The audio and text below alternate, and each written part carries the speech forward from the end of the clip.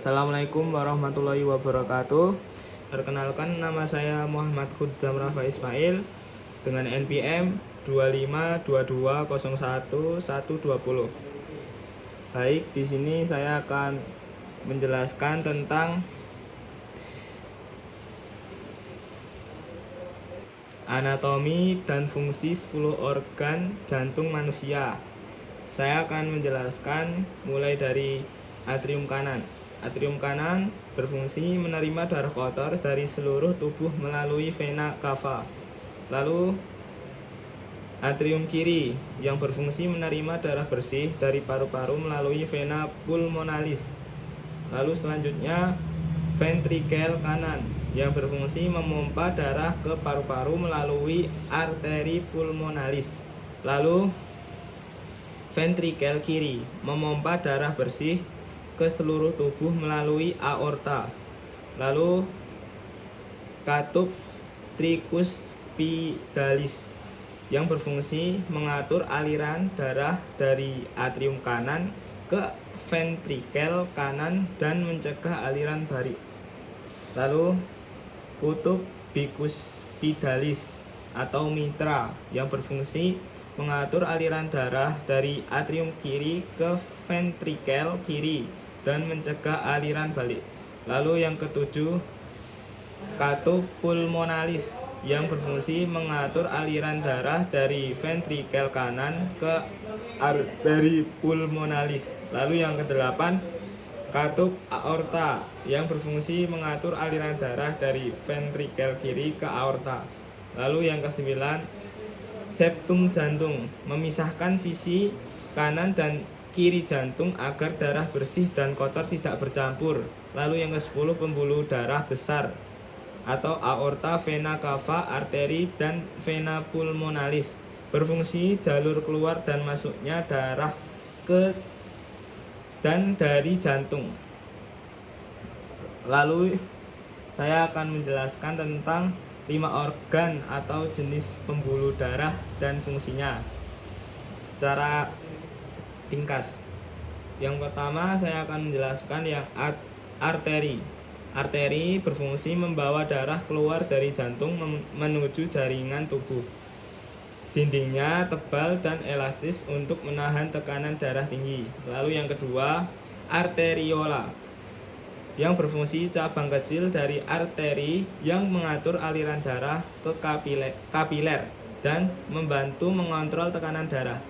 Lalu yang ketiga, pembuluh darah sangat kecil dan tipis, tempat pertukaran oksigen, karbon dioksida, dan nutrisi antara darah dan jaringan tubuh. Lalu venula yang berfungsi pembuluh kecil yang menerima darah dari kapiler dan menyalurkan ke vena.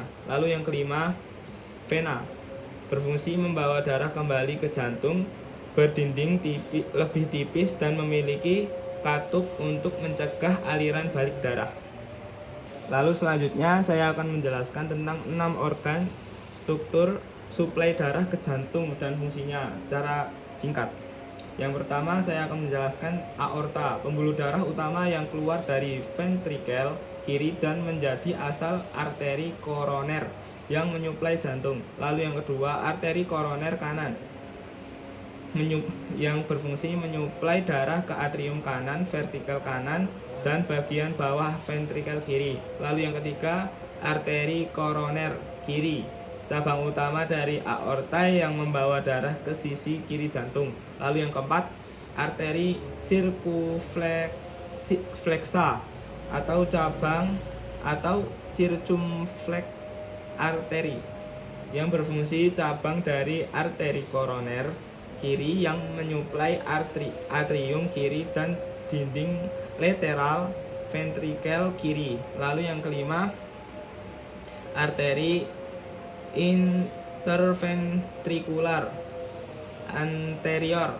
yang berfungsi cabang arteri koroner kiri yang memberi darah ke dinding depan vertikel kiri dan septum inventrikular. Lalu yang keenam, yang terakhir, vena jantung yang berfungsi mengumpulkan darah dari otot jantung dan mengalirkannya ke sinus koroner lalu masuk kembali ke atrium kanan. Lalu yang terakhir saya akan menjelaskan tentang kasus. Ini adalah jawaban saya, akan saya bacakan saja agar jelas.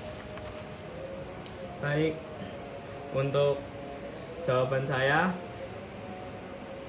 pada peserta lari maraton yang berhenti setelah menempuh 10 km karena kelelahan, terjadi peningkatan kerja sistem kardiovaskuler untuk memenuhi kebutuhan oksigen otot yang tinggi.